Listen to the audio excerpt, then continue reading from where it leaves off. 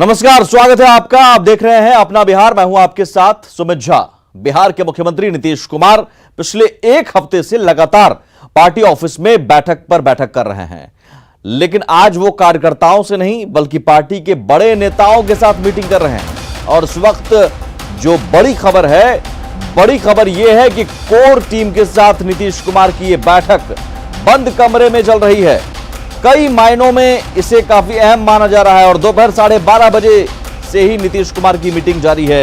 एक एक सीट पर बारीकियों से चर्चा की जा रही है और बीच बैठक में बांका के सांसद गिरधारी यादव को बुलाया गया था, बाद में वो निकल गए, मगर नीतीश कुमार की अगुवाई में ये बैठक हो रही है। ललन सिंह, आरसीपी सिंह, अशोक चौधरी, संजय झा, विजय चौधरी के साथ बैठक जारी है। दोपहर 12:30 बजे से ही ये बैठक चल रही है। माना जा रहा है कि एक एक सीट पर बारीकी से चर्चा की जा रही है, साथ ही सीट शेयरिंग की बारीकियों पर भी रणनीति तैयार की जा रही है।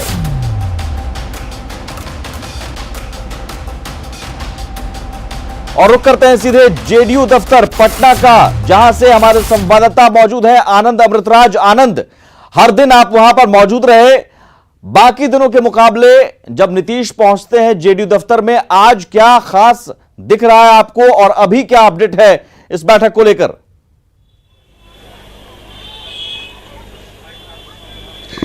देखिए सुमित, बिल्कुल आपने सही कहा। आज तस्वीर बिल्कुल अलग दिख रही है। हम आपको दो तस्वीर दिखाते हैं। सबसे पहले हम आपको जो मुख्य द्वार है जेडीयू कार्यालय के, वो हम तस्वीर दिखाते हैं, जहां पे अभी भी लगभग 11 बजे सुबह से कई लोग दफ्तर के बाहर खड़े हैं। आज उनको अंदर आने की इजाजत नहीं मिली है और लगातार कई लोग ऐसे हैं जो टिकट के दावेदार है, वो अंदर ही रह रहे हैं।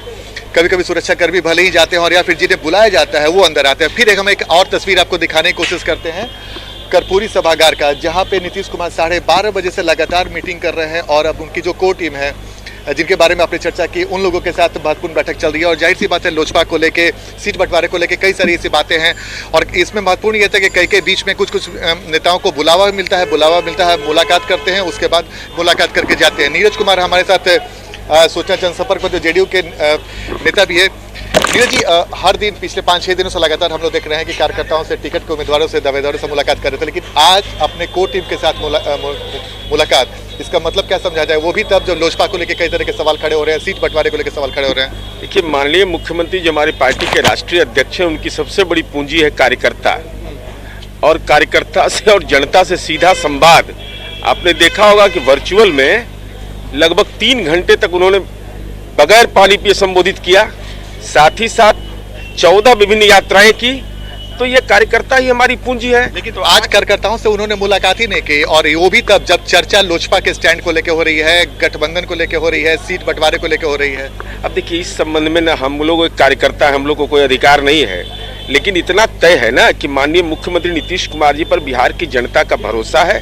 तो कार्यकर्ताओं का प्यार, जनता का प्यार, और जो पार्टी के नेता है, सम्मानित नेतागण है, वो पार्टी संगठन के विभिन्न दायित्व में तो मौजूद है नीरज कुमार जी। तो अब तक 12:30 बजे से अब तक क्या क्या हुआ? कौन कौन गए अंदर, कौन कौन बाहर आए, ये जरा पूछिए।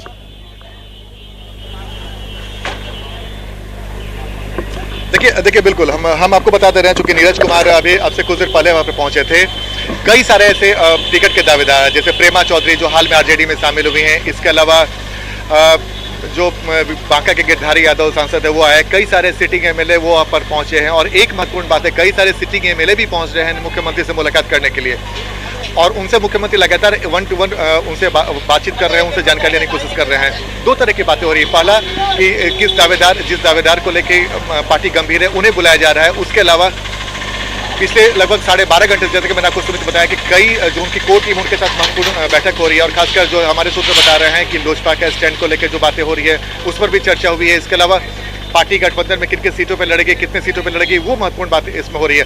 लेकिन बीच में लगातार जिस तरीके से कुछ नेताओं को बुलाया जा रहा है, टिकट के दावेदारों को, वो बहुत इंटरेस्टिंग है। नीरज जी, एक सवाल ही है कि एक तो उनके कोर टीम के साथ मुलाकात चली है, वो तो मान लिया, लेकिन बीच बीच में कई सारे ऐसे विधायक पहुंच रहे हैं, पूर्व मंत्री पहुंच रहे हैं, मंत्री पहुंच रहे हैं, इसका मतलब क्या समझा जाए? क्या पार्टी के नेता से संवाद करने के लिए पहुंचते हैं, जिनको बुलाया जाता है, क्षेत्र का फीडबैक भी, उनके संसदीय क्षेत्र का जो हमारे विधायक है, उनसे जो पार्टी के नेता हैं, सबको मिलाकर सीटों का बातचीत की जा रही है। फॉर्मूला क्या फाइनल हो गया है? क्या बड़ा भाई जेडीयू रहेगा? बहुत सारी तथ्यों की जानकारी भी मिलती है। अच्छा नीरज जी, एक बहुत इंटरेस्टिंग जिसके बारे में बार बार आप लोग कहते हैं बड़े भाई छोटे भाई की भूमिका में, आप तो क्या आपको माना जाए कि इस बार भी विधानसभा के चुनाव में जेडीयू नीतीश कुमार बड़े भाई की भूमिका रहने वाले? इस सब पर हमको कोई टिप्पणी करने का अधिकार नहीं है। बीजेपी कहती है जुड़वा भाई, बीजेपी कहती है जुड़वा भाई। पार्टी के जो लोग थे कि बड़े भाई की भूमिका में बड़ा काम मेरा है, हम साथ निश्चय बिल्कुल। लेकिन बीजेपी ने बहुत इंटरेस्टिंग बात बोला ना कि हर बार बड़े भाई छोटे भाई की बात होती है, इस बार वो जुड़वा भाई की बात कर रहे हैं। हम हम गठबंधन में सीट शेयरिंग में हैं, न गठबंधन की नीति को तय करने का। एक बात बताइए, जुड़वा भाई के बात छोड़ दिए, बड़े भाई छोटे भाई के बीच में भतीजे को क्यों छोड़ रहे हैं आप लोग? हम चिराग पासवान की बात कर रहे हैं। इस सवाल पर कोई टिप्पणी करने का न हमको अधिकार है न मैं करूंगा। चलिए आनंद, बहुत शुक्रिया, बहुत शुक्रिया, नजर बनाए रखिए। ये बड़ा भाई छोटा भाई का सवाल जब भी होता है जेडीयू बीजेपी असहज हो जाती है। हालांकि बीजेपी के नेता हाल के दिनों में कहते रहे कि जुड़वा भाई है, लेकिन जेडीयू ये बात मानने को तैयार नहीं, और शायद यही वजह है कि सीट बंटवारे में देरी भी हो रही है।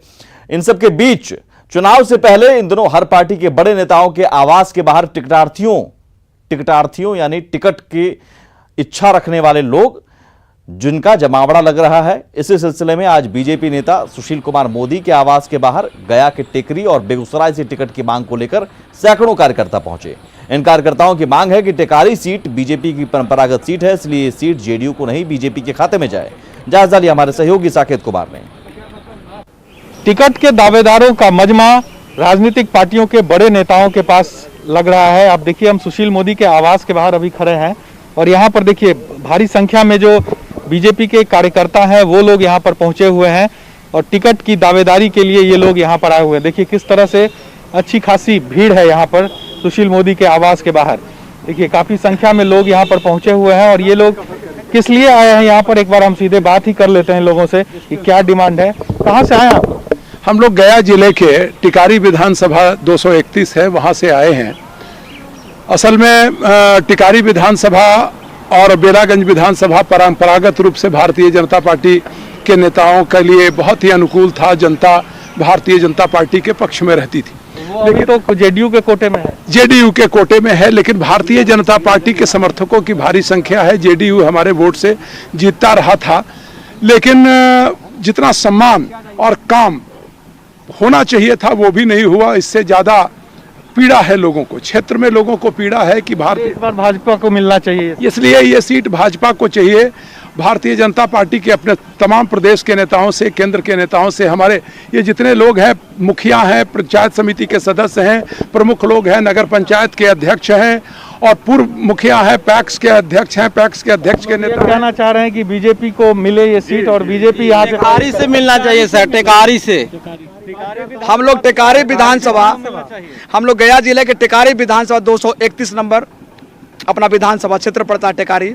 मैं वहाँ से आया हूँ और वहाँ के जो हमारे जो मंडल के अध्यक्ष हैं, महामंत्री हैं, पूर्व के, वर्तमान और जो जिला के भी अपने जो आप लोग सुशील मोदी जी के पास हम लोग आए यहाँ, अपना जो है सारा जो है अपना दुख दर्द सुनाया। क्योंकि भाई हम लोग भारतीय जनता पार्टी, उन्होंने क्या कहा?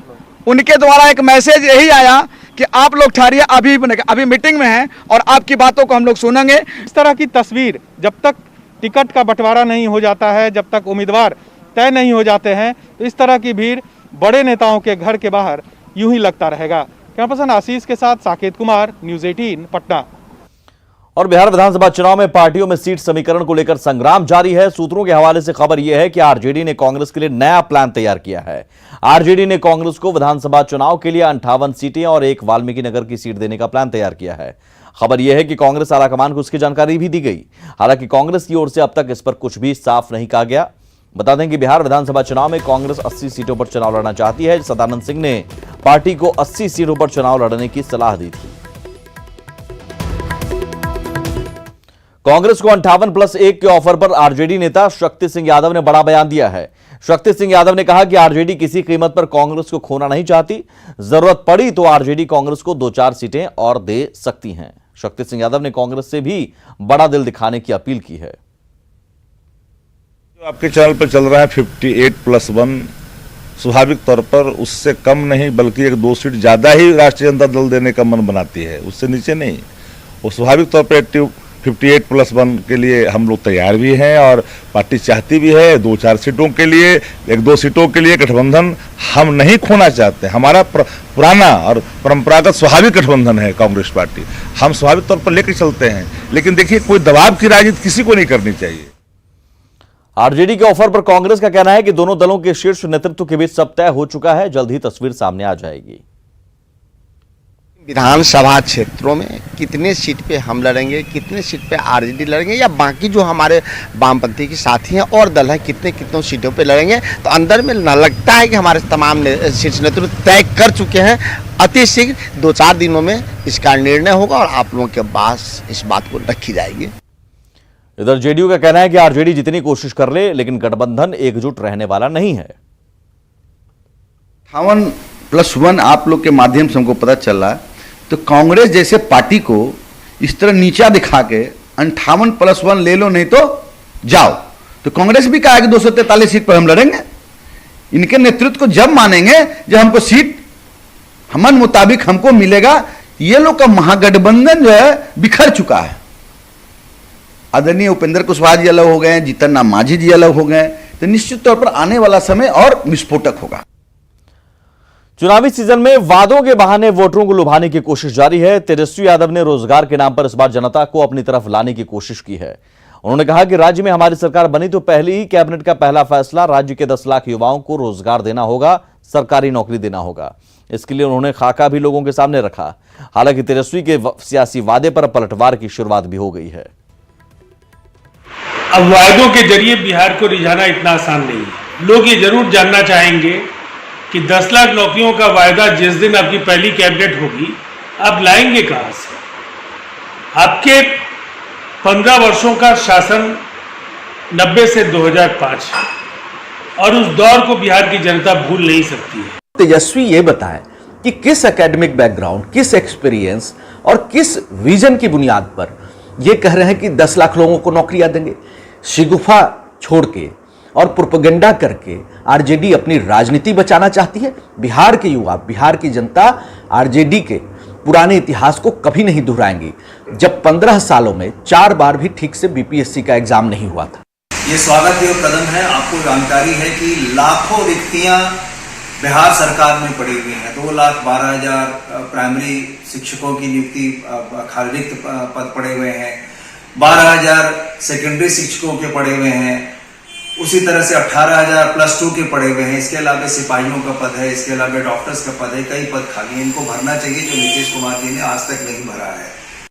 माननीय तेजस्वी प्रसाद यादव जी महागठबंधन के अपने सहयोगी को नहीं संभाल पा रहे हैं, तो बिहार की 12 करोड़ जनता को क्या खाक संभाल पाएंगे? बिहार के नौजवान सब समझते हैं ये चुनावी लॉलीपॉप है।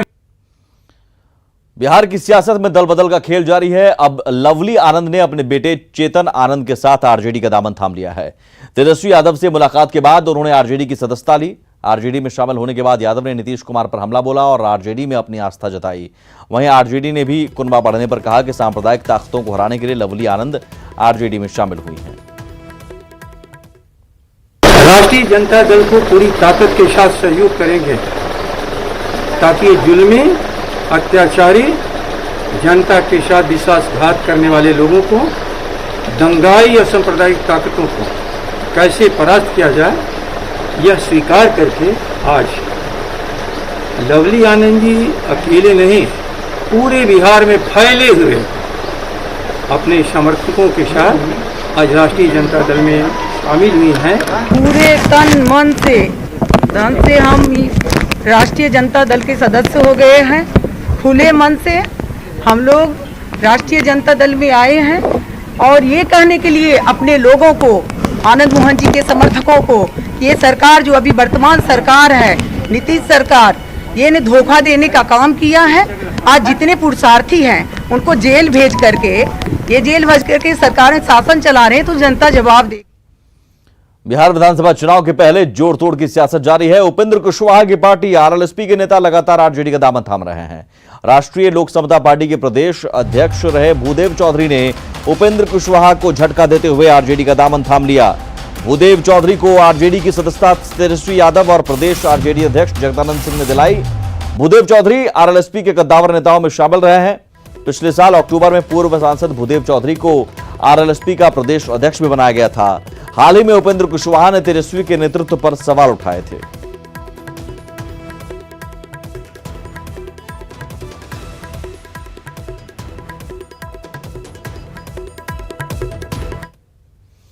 आगे बढ़ते हैं। नेपाल के पानी ने इस सीजन में दूसरी बार गोपालगंज को बाढ़ में डुबो दिया है। वाल्मीकि नगर बैराज से छोड़े गए पानी ने बरौली और बैकुंठपुर के 60 से ज्यादा गांवों में जबरदस्त तबाही मचाई है। क्या घर और क्या आंगन, चारों ओर पानी ही पानी है। ये 4 तस्वीरें आप देख रहे हैं, पहली गोपालगंज की है और दूसरी तस्वीर खगड़िया की है। बचा खुचा सामान लादकर ये बाढ़ पीड़ित निकल पड़े हैं सुरक्षित ठिकाने की तलाश में। कोसी और बागमती नदी ने गांव के कई घरों का नामो निशान मिटा दिया है। रक्सौल के रामगढ़वा प्रखंड में पिछले साल तक हरी भरी फसल लहलहाया करती थी। धान के बाद मेहनतकश किसान गेहूं और तिलहन की भी बुआई किया करते थे, लेकिन नेपाल से आए सैलाब ने सैकड़ों एकड़ खेत को पानी पानी कर दिया है। अररिया में परमान नदी में उफान से बेलवा पुल का अप्रोच स्लैब ध्वस्त हो गया है। नतीजा ये कि सीमांचल से पश्चिम बंगाल और असम के बीच सड़क संपर्क टूट गया है और इस सड़क से सफर करने वाले राहगीर बैरंग वापस लौट रहे हैं।